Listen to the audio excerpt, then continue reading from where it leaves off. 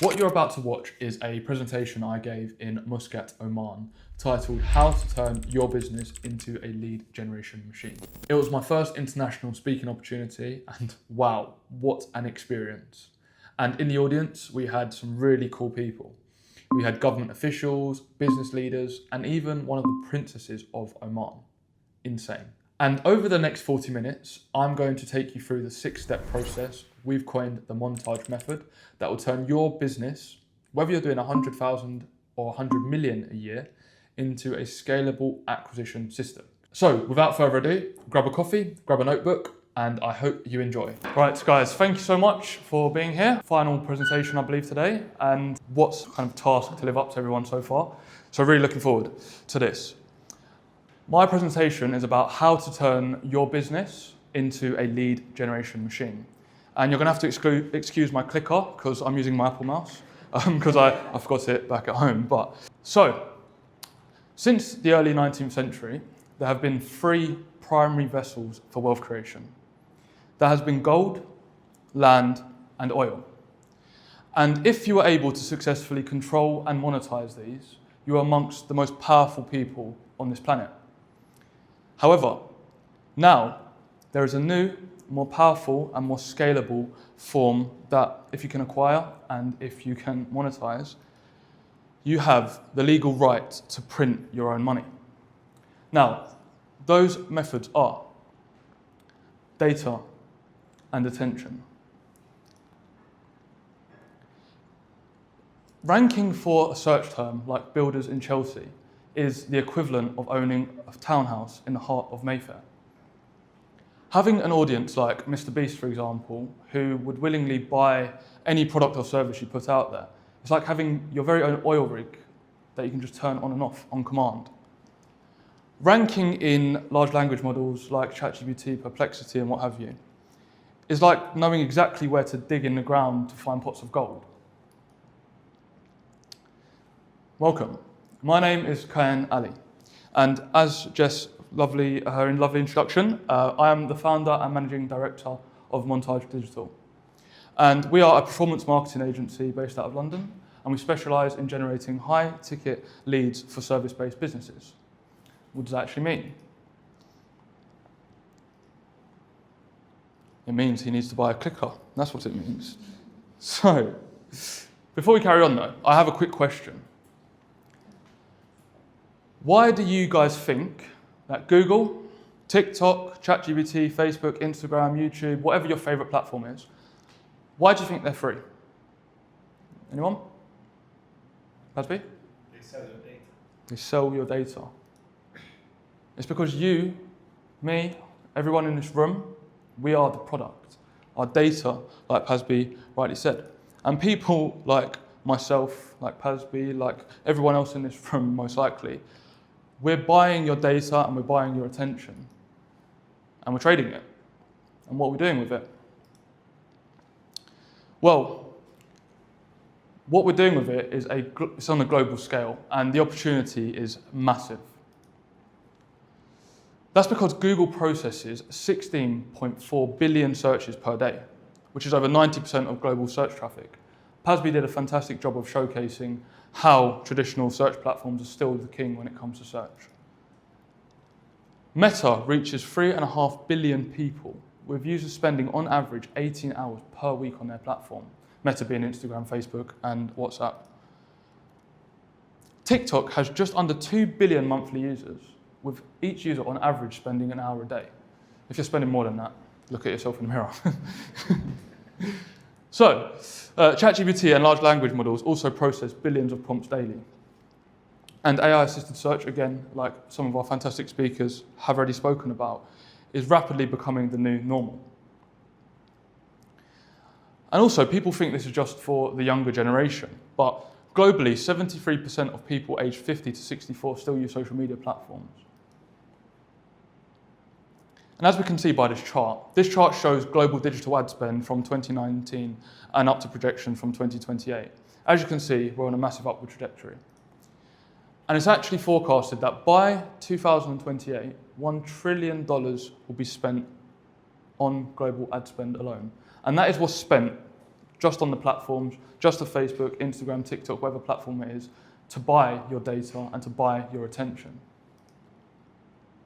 But there are three big problems that most marketers don't understand, let alone normal people walking the streets.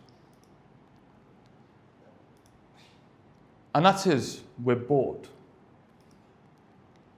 We're suspicious. And we've just lost trust in every single social media platform. We know there's ads. We swipe past. We jump across from the top search just to click on the first organic one. But why is that? It's because on Meta, 1 in every 4 posts is an ad. On YouTube, there is 1 minute of ad for every 8 to 10 minute video you're trying to watch.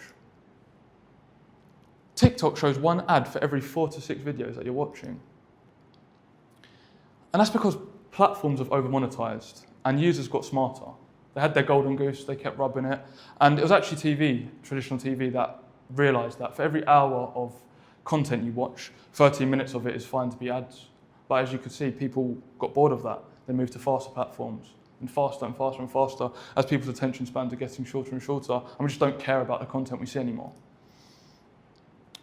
They scroll past, install ad blockers, and they pay for ad-free experiences. Me personally, it's because I'm a marketer that wants to learn as much as possible. I purposefully allow every single ad possible, because half of my camera roll is just screenshots and screen recordings of ads that I'm seeing, and seeing why has that stopped me. And most people, as I've mentioned already, are actively avoiding ads now. That's why having a clever campaign it's not really enough anymore. It's why you need a complete acquisition system. And that's why we use data and psychology to monetize attention. Couldn't find a good enough picture of myself, so hopefully, that does the job. So, we don't just build funnels or run ads, and I don't suggest anyone here should. You need to be engineering growth systems that do 4 main things. And that is attracting, converting, retaining, and scaling.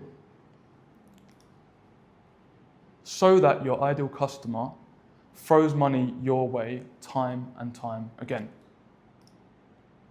Now, you might be all sitting there and thinking, I've tried paid ads and they just didn't work. They don't work for my business. Or that your audience isn't on social media. Or that maybe you can't afford all these complex systems, right? And trust me, I get it. And that is why we've actually built a framework that basically de-risks digital growth, and it makes it accessible even if you aren't necessarily a tech-savvy business or you don't have infinite capital. And I'm going to share that with you now, so feel free to take notes and ask any questions afterwards. We've called it the Montaj Method, after our name Montaj. The word montage in Turkish, which is where my family originally from, it means to assemble. So the idea is that we bring all of your pieces of your marketing, your funnel, and your business together in one place to get the complete picture from an acquisition sense. And every single business in the room needs to be monetizing first. What does that mean? It means start by activating revenue from the data and assets that you already own. If you're a business that's been around at least 12 months, you have something in the business that can be monetized immediately, therefore paying for any future cost. And here are some practical examples that you can just swipe and deploy and add into your business at any point in time. So you've got a reactivate dormant leads type exercise where you essentially run a "we miss you" campaign across your current CRM. So that might be, imagine if you're a gym and you've kept the data of all your previous members, and you know that you could segment to people who haven't visited your gym in the last 6 months. Simply make a message that says, hey, we miss seeing you work out in a gym. Maybe something a bit less weird, but we miss seeing you at the gym. For you, and because you're such a valued member of our community, here's 50% off to come back. And it's 50% off, it's not 50% of the cost to your business, it's bringing them potentially back in for a year-long campaign. You could then repackage past work. So if you're a service-based business, you have proposals, you have audits, you have presentations. Turn them into downloadable resources, so they're essentially like lead magnets where you're giving them away for free in return for data, or potentially quick win offers. If you know you're so good at doing an audit, for example, and you can do it in a scalable manner, give it away for free or extremely low cost. Show your value to your potential prospects up front so that they can trust you again. Because why should they trust you? They don't know who you are, assuming you're going into paid ads route, of course. Leverage existing content.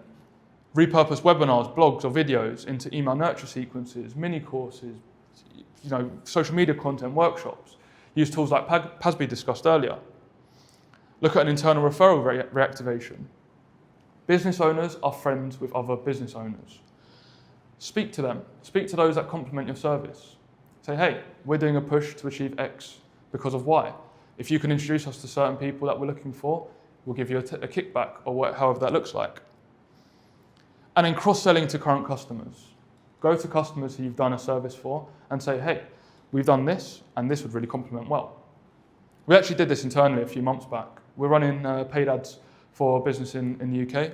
They're spending around £10,000 a month across Google and Meta, and we're doing a really good job. And we realised that we could get more value from our paid ad campaigns if they had a really effective email marketing campaign off the back of that. So before I told the client I had this idea, I put together a strategy document and said, basically, this is what we've done before. This is what I would do if I was you guys. Take it and run with it, basically. Jumped on a call with my client and said, hey, so I've had these ideas. This is exactly what I'd do if I was you guys. Good luck. And they were like, what do you mean good luck? Can you just do it for us? I was like, of course I can. Here's the quote. And they accepted it. And that doubled our contract value with that client just by me giving value to them. And it really works if you've got a great team and your job as a business owner is the business development and the sales arm. But that's a slightly different question. So I've just given an actual example of myself. But trust me, this actually does work very, very well. And a client of mine, Surge Notify, they're an online e-commerce business coach essentially. He came to me ready to spend £5,000 a month on ads, which is a respectable amount of money, especially with the market he was looking at entering. And I just said, wait a second, let's have a look at what you've got going for you now. And it turned out he had 1,000 leads in a database that he just didn't really do anything with. He kind of forgot about them. So all we did is put together a really effective offer, which I'm going to talk about in a second, and a really effective nurture sequence to push out to that 1,000 database that he already owned. And within 28 days, $150,000 into his bank account. That's not just like, oh, it's a number on a screen. That was in his bank account. With an additional $270,000 in new pipeline revenue sitting in his CRM. That number wasn't attached to that number because he physically couldn't fulfill it. He wasn't expecting that much work to come in at one point. And how much did it cost him? There was no overhead because he owned the data, obviously other than us, but don't worry about that. There was no ad spend, outreach, or spam there. It was just who he already owned, who already knew, liked, and trusted him. Solve those 3 problems we already spoke about earlier.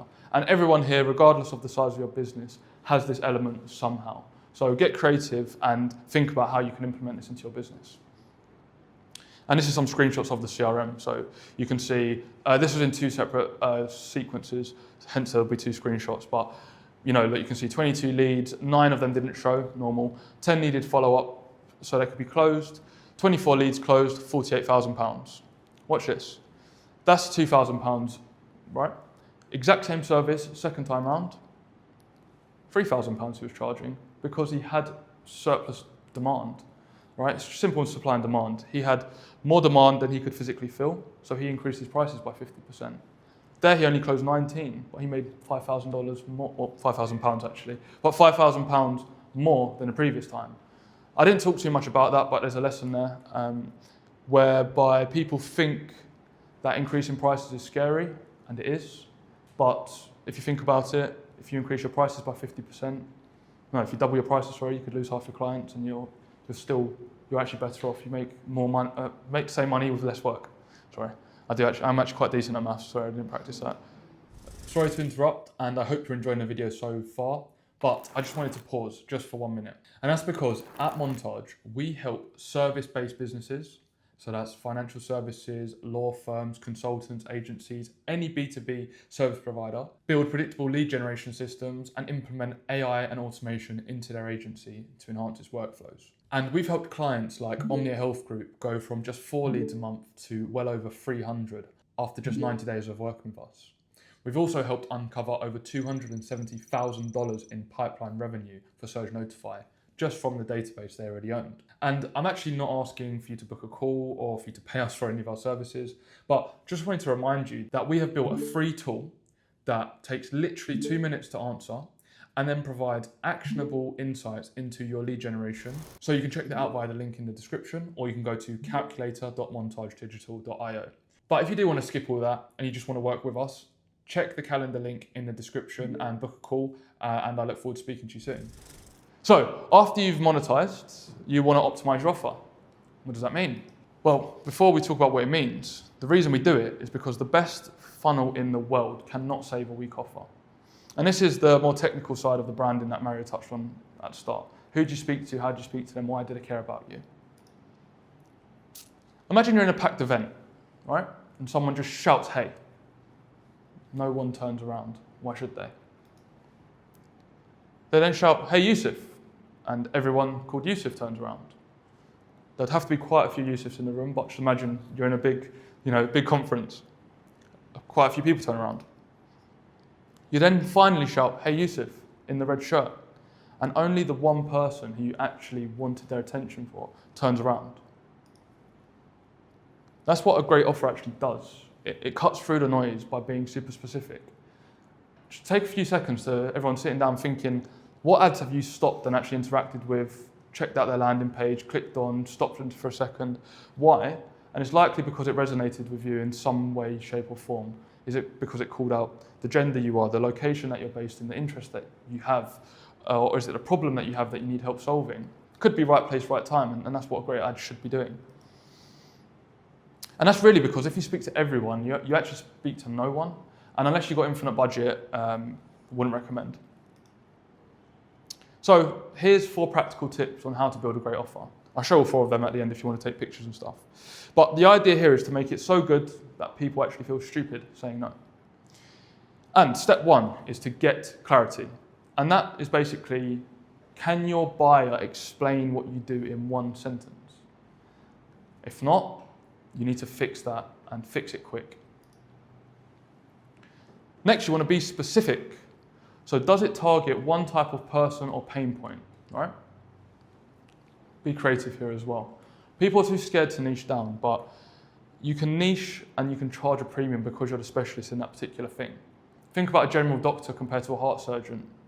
The heart surgeon gets paid a little bit more, and that's because they've got one key speciality that people will go out of their way for. Identify the value gap. So is the outcome that your service or product is providing 10 times greater than the price you're asking for it? So it's like the question that was asked at the start about the Chinese vehicles. If right now I could say to you, I will give you £10,000 tomorrow, all you need to do is give me £1,000 right now. Even if you didn't have that money, you would find it. Now, a bit of a kind of crude example, I guess, but it's very simple to explain value to value. So products and services not always that easy, but again, simply breaking down costs like Pasby did again earlier, with this is how much time you spend, this is how much of that time's worth, this is how much our solution can save, is a really good way to do that. And then show risk reversal. So most of you guys in this room, this is the first time you've seen my lovely face. Why would you give me £1,000 if you don't know who I am? Fine, I offered you £10,000 in return, but if I said, and if I don't give you that £10,000, I'll keep working for free until I do, or I'll give you a full refund, plus I'll take you out for lunch for wasting your time, or whatever it might be. Again, you've got to be creative. It's super specific based on the job and the business that you run. So once we've monetized, once we've optimized our offer, it's time to actually start building and nailing our funnel. You can see I really tried making this work with the montage thing. You'll tell more and more as we go along. We don't just want to generate leads here. We actually want to engineer conversions. We want to make this a systematic. We know we put X in and Y comes out. And how do we do that? Firstly, high converting funnels. And personally, and within my business, We use AI-powered lead magnets and landing pages. And again, everyone's chucking AI to different things, and fine, we did that here. But that's because they are super specific to the target audience we're going after and completely custom based on the client that we're working with. And you'll see an example of that at the end. A simple landing page or form, if done correctly, is also fantastic. You want ads that attract and not distract. People are typically on social media because they're looking to switch off. They don't want to work anymore. They want to waste their time looking at cat videos and their nan drinking some coffee or whatever they do. So you need to craft an offer-led, data-driven campaign that stops people in their tracks. And you need a nurture system that converts cold to sold. Once you've got the lead, what do you do with it? Because if someone gives you their details, the simplest courtesy you can give them is reach out to them as soon as possible, because speed to lead is super important. So this can be automated, and again, this can be automated with a few clicks, as we've clearly shown today. But ensure it's across email, SMS, LinkedIn, Instagram, DM, whatever makes sense in the context of your operation, all of them if that makes sense as well. We just don't want anything to fall through the cracks, because then you have an issue that my client Serge Notify had at the start, where he had $150,000 brand new Porsche sitting in his CRM that he could have monetized, reinvested, taken his family away, whatever it might have been. And this is a very simple version of a kind of lead generation flowchart. And the starting point, which is paid ads and cold outbound for us, is typically where we start. This could be content, this could be presentations, this could be webinars, whatever it might be. But just to save it from not being a total mess, we're using paid ads and cold outbound. The reason I picked those two is because they are audiences that have typically never heard of you before. So if it works for those audiences, it will definitely work for people who know, like, and trust you. You want to push these people to a no-brainer offer that we crafted beforehand. You want to send them to a really powerful landing page, lead form, lead magnet, whatever it might be, that you think your client, or prospect should I say, will find beneficial and be willing to give you their data for free, basically. So that they ask a set of qualifying questions, which is then sent to their CRM, or your CRM, sorry, which is then segmented based on buyer intent. Are they willing to get started in the next 24 hours? Do they need 6 months to think about it? Are they interested in offer A, B, or C? This information is super crucial because you can then personalize your response in your nurture sequence, which is section 7. And then two things happen. Again, I've simplified this massively, but two things happen. The lead is either closed and you've got that money in your bank account and you're super happy, or the lead is not closed and you need to understand why did they not close. You need to ask them questions. You need to see, did they drop off? Did you not have one of the systems that we've spoken about in place? Find this out and fix 1 to 7 wherever it fell through the cracks. And then we implement something called the golden follow-up system, which is a whole presentation in itself, but that's a 30-day, 45, I believe, touch point sequence that we implement across email, SMS, LinkedIn, to ensure that no lead falls through the cracks, essentially, and people are constantly being followed up with, and phone calls, sorry, and then they close, or obviously they don't, but that's boring, we won't put that in here. So, and again, this works. This is a screenshot from one of my clients' Facebook ad accounts, and they spent £7,451.84. They generated 2,149 qualified leads at a cost per lead of £3.47. Imagine what an additional 2,149 leads in your CRM would do to your current business. Imagine if you could close even 10% of them. So, we've monetized, we've got some capital to invest, we've optimized our offer, we've nailed our funnel. Now we need to test and track what it is we're doing. We need to test so theory becomes fact. And here, we're going to turn into a bit of a mad scientist. And the first thing is A/B testing. And the crucial element of any A/B test is to test only one variable at a single time. And we test one variable, such as a headline, an offer, a call to action, to see actually what made that tangible impact. Because essentially if you test 3 to 5 things, or any number of things more than one basically, how can you actually attribute that change? How do you know what actually made that positive or negative impact? Negative data is just as good, if not better, than positive. We want creative rotation. So that means testing your ad creative, testing your ad copy, testing your hooks, testing how you start your videos, testing how you end your videos, testing the videos or images work better. And we want to constantly cycle and refresh. And that's so we don't get people fatigued and bored of our stuff, basically, and ensure our performance is high. And then we want to ensure full attribution tracking, because if we don't track every click, call, conversion, how do we actually know what is working and what isn't? It's just blind leading the blind at that point. So essentially, we and you guys take after this presentation, you want to run science-like experiments, changing only one variable at a time, so you actually know exactly what makes a tangible impact and what doesn't. Now, we want to automate and accelerate. What does that look like? Automate and accelerate is one of the last things, and that is also one of the most crucial. And like I mentioned earlier, speed to lead is one of the most important factors, because speed to lead is essentially speed to revenue.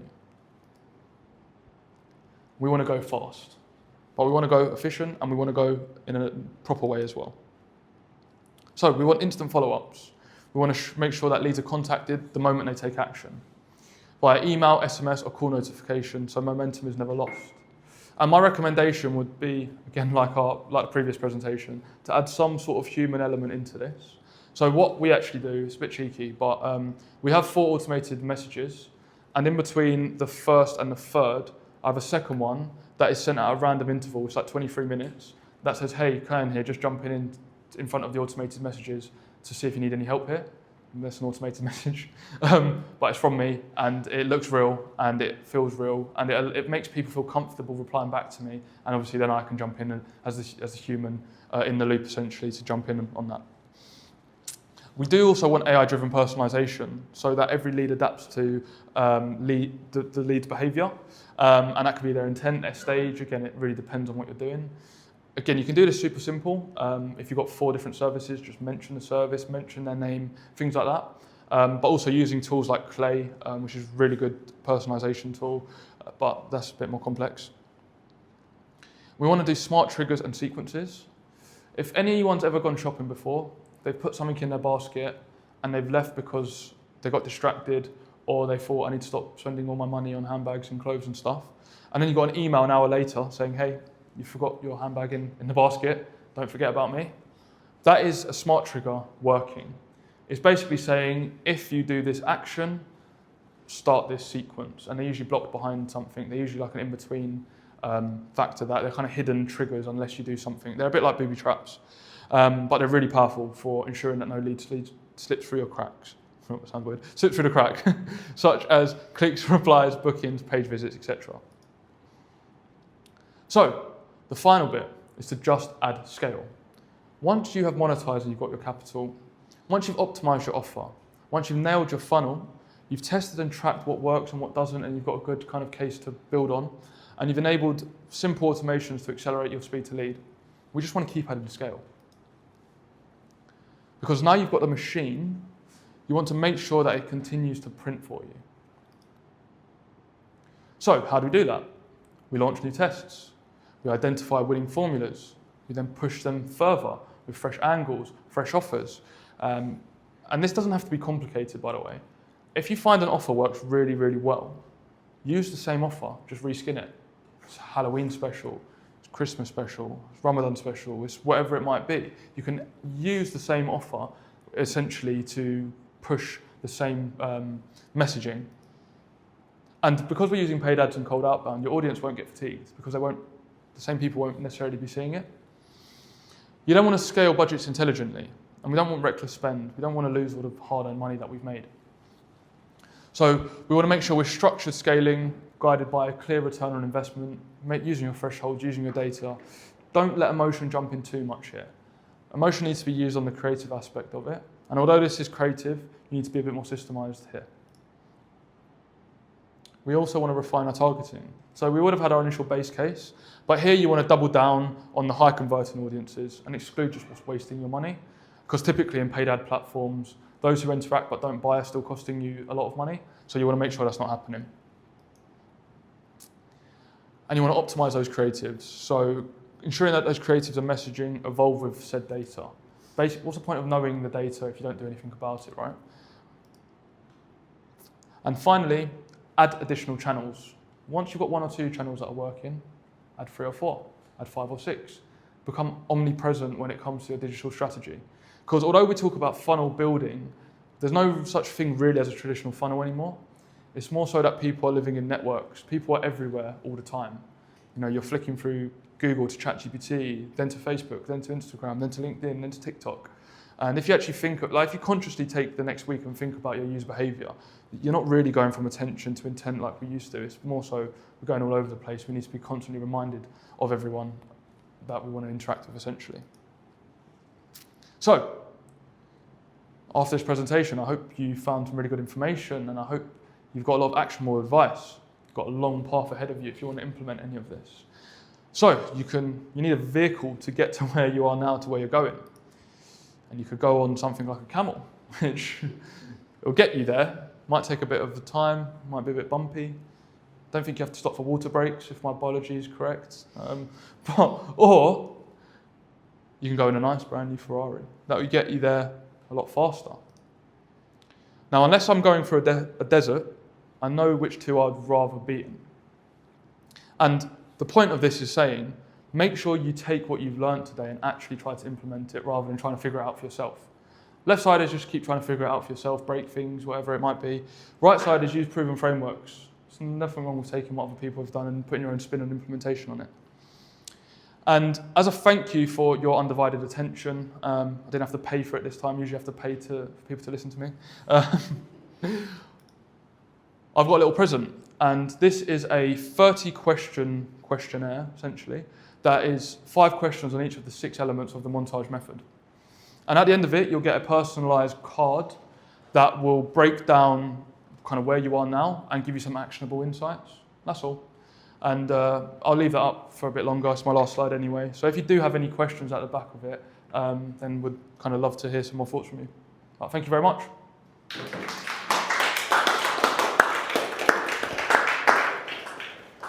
Any questions? Yes. Yeah, go for it. Your presentation. Thank you so much. Amazing.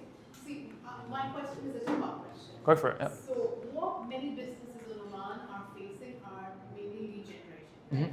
So the high-end companies in finance or banking or the F&B, all of them use social media to, I won't say to the fullest, but they are using social media to quite an amount, right? Mm-hmm. And that's where majorly they're getting their leads from. My question to you is, are there any other tools or platforms other than social media where they can get quality leads Mm-hmm. that the companies can utilize? Because now they're getting all sorts of leads. Mm-hmm. And my second part is, are there any sort of AI platform that these companies can adapt and can make sort of streamline their system and makes it easier to actually get proper quality leads? Because social media is, yes, it's used, Mm-hmm. but now companies are going beyond, and they are wanting to go beyond and not just depend on social media, but they're looking now for various other platforms or AI tools that they can invest in and utilize and make life easy, basically. It's a great question. So if you remember the flowchart I broke down, one of them was cold outbound, and that basically means cold emailing, cold DMing, or cold calling potential people. I need to stop you there. Unfortunately, that doesn't work in Oman. No, that's fine. So my point on that is, you're not using social media there to get the data. No, I'm telling you that for cold outbound, you buy them from databases, and they're good, but the problem with using an AI platform or buying data is you're essentially buying a cold call. So you're buying someone who doesn't, again, I know we spoke about how do you get people to care about you, but I didn't know that you were going to contact them, or I didn't know they've ever interacted with you. So my opinion would be personally is to use Google, use Facebook, use LinkedIn, use Instagram, whatever it might be, to give out free value, give out free checklists, give out free workshops, whatever it might be, generate the leads, and then you own the media, and then monetize the media back off the back of that, so that you have your own database. And then what happens is, I'm a client of yours, for example, I've been a great client of yours for 3 months. And then you implement one of the systems on my first section where I said about activating a referral campaign where you say, okay, hey, everybody that's interacted with our business, we're trying to achieve X now and we're looking for new people. Could you introduce us to some of your friends or family or someone that you think would find this beneficial? That would be my answer. There's a ton of AI platforms. The problem is, in my opinion, what I just said, that you're buying a cold call. And if you're going to buy a cold call, you might as well give people some value and give some people some information about you and then decide what they see and know about you. Does that answer your question? Okay, so and then, well, in terms of platforms, you could use things like Apollo, which is great. You could use something called Apify, which is a lead scraper, and that is essentially an AI. It has these own things called actors. They're basically agents that are pre-coded to do something. So there's some, for example, that would scan. It's called Apify. It's called and it does certain things. So like it could scrape Google Maps, for example. You could say, tell me all the best coffee shops in Oman, and it'll scrape every single information. Again, depends on the maturity in terms of the market of where you're looking. So obviously the region of Oman, these platforms work much better in places like the US where data privacy is a bit more Wild West and there's obviously a lot more people there. But Apify is fantastic and you can kind of build your own agents again like the boys were speaking about just before me. Alright, Yeah. thank you. Any more questions for Kari? I've seen people online obsess over these social media guides on the algorithms, where it says if you post at exactly 6:31 p.m., you get like 2 million views. Yeah. Right? So my question is, do you place that importance when you post? Do you look down to the second when exactly you need to post to reach a big audience, or is that something you don't really? I don't believe in a lot of that stuff, to be honest with you, because the data, that kind of information is hidden from us by the platforms, by design typically. What I do believe in is using data. So what that means is post at different times for 3 months and let your audience tell you when to post. So if over a 3-month period you realise that 6:01 is when you get 80% interaction, post at 6:01. If you realise that 9 a.m. on a Saturday morning for some reason is a really good time for your audience, and go for that. It's quite, you can make generalisations and observations on like what to start with, and I would always recommend that. Have an initial like hypothesis, and then off that refine. And that kind of where I spoke about test and track. That's what I would say there. And again, with ad platforms, assuming your tracking set up properly, the algorithm learns with you and for you. So it knows that X% of your users are interacting here and there, and then it will optimize for that on your behalf. So that would be my kind of answer. Does that answer your question? Perfect. Good. Any other questions? One more question. Oh yeah, sorry. Go for it. So I'm wondering, in terms of like resources that you can make, so you had some suggestions there, like a course, for example. To me, I sort of see these things coming in and out, like the trick works and then it fails. So like an email, to get a 7-step email list and something like it down, for example. I'm just wondering, in your experience, like what are you seeing that works now? What would you say is dead and not worth bothering? Great question. I think because people have lost trust in things and people are just lazy in general, you need to give them quick wins and fast. So I actually find that, say for example, that 6-step framework I provided, something that works really well for us is just do the first bit for free and say, this is it. Like in a designer's case, it might be, think about what's the most important aspect that naturally feeds into the rest of yours. So yours might be an architecture in terms of these are documents on what you need to build. PASB's might be an automation checklist on what you can add in, or like a gap. Mario's could be a free logo design. And when business owners hear, I see the face, when business owners hear free, they get scared. But think about if someone gets a logo with you, then you do such a good job. Then you go out of your way and you build them free templates for social media posts and say, hey, by the way, they didn't ask for it. Here's free social media posts. They're like, that's pretty good. Might as well just carry on using Mario, for example, whoever it might be. So mine is actually going a little bit, but it's like anything. The more effort you put in, I think the better outcome you'll get back. I was about to say it's not scalable, but with you, probably is super scalable. So I think actually giving, just to do my whole job for me. But no, I would say give out as much of a tangible impact as you can. So again, it's a bit of a typical marketer answer of it, like it depends. But really look into your business and think, like, if it's a taxi company, it might be free rides free, or if it's you again, it might be architecture, for example. If it's me, it's do the Monetize first for free. That's what my answer would be. Nice. Thank you so much, Kai. Thank you. So there you have it. The complete 6-step method to turn your business into a lead generation machine. Now, as I mentioned earlier in this video, we've built a completely free diagnostic tool that takes literally 2 minutes to complete. Once completed, you'll know the exact bottlenecks in your business and your lead generation that, once solved, will unlock new revenue and help you scale to the next level. Again, you can visit that by going to calculator.montagedigital.io or just checking out the link in the description down below. And if you found this valuable, please subscribe and share with others that you think this would be relevant for, because we'll be releasing weekly videos on ads, automation, funnel building, and AI to take your service-based business to the next level. Thanks for watching, and I'll see you in the next one.